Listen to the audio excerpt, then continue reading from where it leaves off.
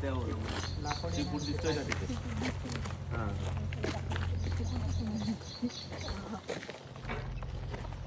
विषारी आहे साप. विषारी आहे काय? साप विषारी आहे. कुठला साप आहे तो? घोणस. कुठला? घोणस घोणस घोणस पाटील आहेत. बॅक सेट करा.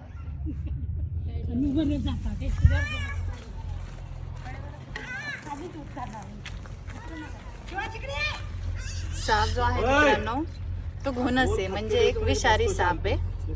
त्याच्यामुळं आधी आपली बॅग सेट करून घेतली आहे.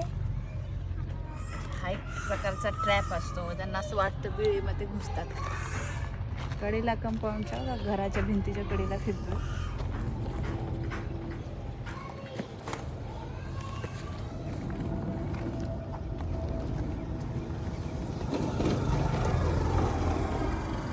आधी कुठे होतो दादा? मी काढू शकतो ना व्हिडिओ?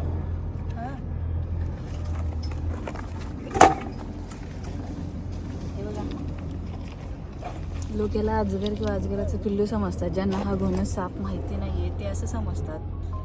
पूर्णपणे अंगावर काळ्या चॉकलेटी धब्ब्यांची साखळी असते, मानेपासून शेपटीपर्यंत. त्याला एक छोटीशी पांढऱ्या कलरची बॉर्डर. विषारी साप आहे खूप. दिसतोय खूप शांत, पण चावण्याच्या बाबतीत बिलकुल शांत नाहीये. ज्यावेळेस चावणार त्यावेळेस बाईट हुकत नाही. त्याचा जो चाव आहे, त्याचा जो नेम धरलेला असतो, त्याने कुठे चावायचंय तो नेम कधी चुकत नाही. त्रिकोणी आकाराचं तोंड आहे या सापाचं. याच घोणस सापाला परड असं सुद्धा म्हणतात ग्रामीण भागाकडचे लोक. परड, परूड अशी वेगवेगळी नावं आहेत. कांबळ्या. लाकडे जास्त आवडतात ह्याला लपायला. लाकूड असू द्या, दगडांची ताल असू द्या. शेताच्या साईडने जी असते दगडांची ताल बांधलेली, त्या तालीमध्ये सुद्धा हे साप खूप लपतात. झाडांचा वाळलेला पाला पाचोळा असू द्या, त्याच्यामध्ये सुद्धा हे साप खूप जास्त लपून बसतात.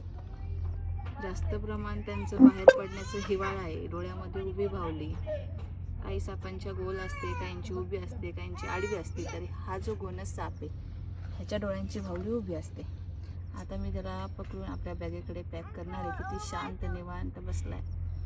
पण पकडायला गेल्यावर काय रिॲक्शन असेल त्याची ते माहीत नाही मला.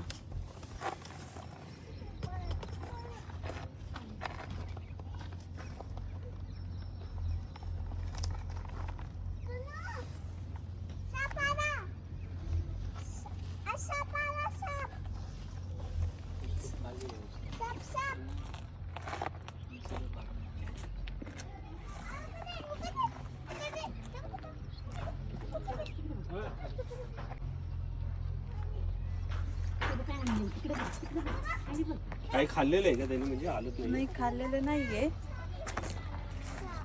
शांत आहे.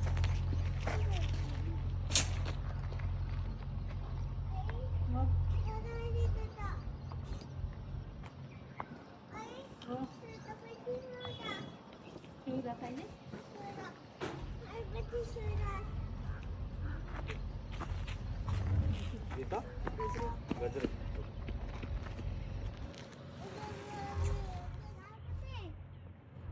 बघितलं नाही तू?